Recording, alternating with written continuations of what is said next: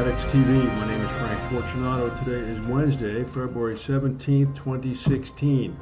If you want to follow us on Twitter, please go to CATEX TV. Apple CEO Tim Cook has told the FBI, it's being publicly reported, that the company is declining to build a back door to its most popular product, the iPhone. Tim Cook says that they've been cooperating thoroughly with the FBI in investigations pertaining to looking at Apple products owned by the couple that perpetrated the San Bernardino massacre several months ago. The FBI apparently has specifically requested Apple to build a back door that would disable the feature that wipes the data on the phone after 10 incorrect tries at entering the password.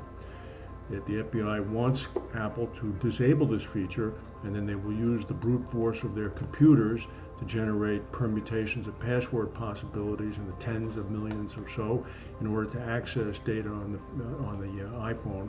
Cook is refusing to do so.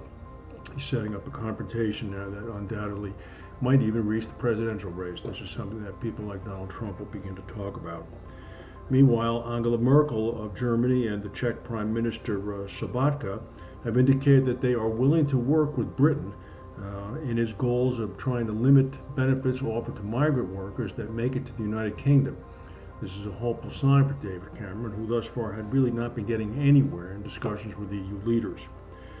Taiwan and the United States are reporting that the Chinese government has installed 2 batteries of 8 surface-to-air missiles on an island called Woody Island in the Paracels chain.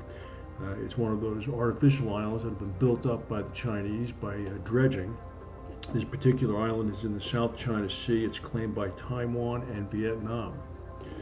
Meanwhile, Iran was the sticker yesterday.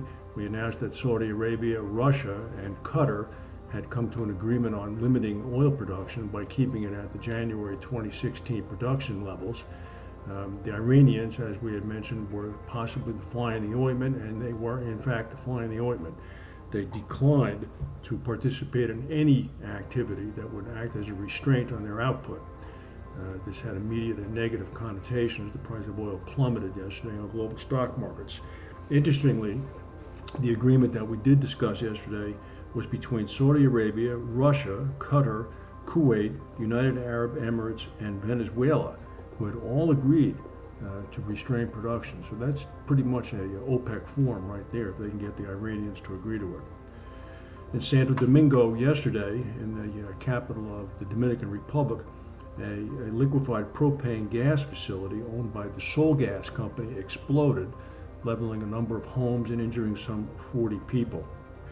And finally, you knew this was happening. Analysts from Citigroup are publicly recommending that Google acquire American International Group Insurance. They point to a number of synergies that could exist, not the least of which being the multitude of consumer product lines that AIG offers that could presumably be offered by Google over its networks. There are some mitigating factors, such as an extensive, huge adverse development possibility of claims that are in the pipeline that Google would have to deal with. The AIG market cap value is about $68 billion, far below what Google's is. That's the news for today. If we have any breaking news, we'll come back and tell you. Thank you for watching, and we'll see you tomorrow.